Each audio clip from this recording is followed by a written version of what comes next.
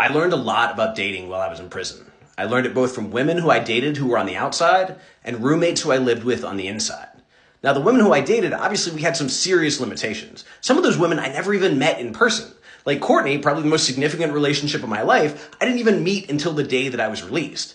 So one of the things that I learned is that intimacy is not necessarily physical, and love doesn't have to have a physical component. You can connect with someone, you can bond with someone, you can share with someone without being in the same room. And that was a really novel thing.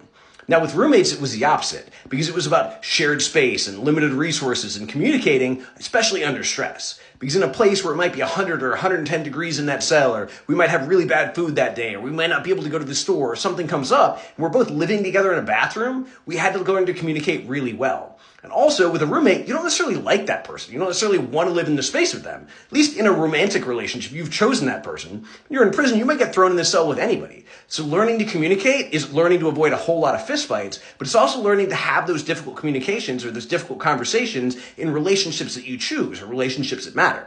So from both sources, I learned a lot about who I am and what I want and what I need. I learned to communicate. I learned to listen to other people's needs. I learned to find creative ways to meet those needs. I basically learned to be the best version of myself because I was under difficult circumstances.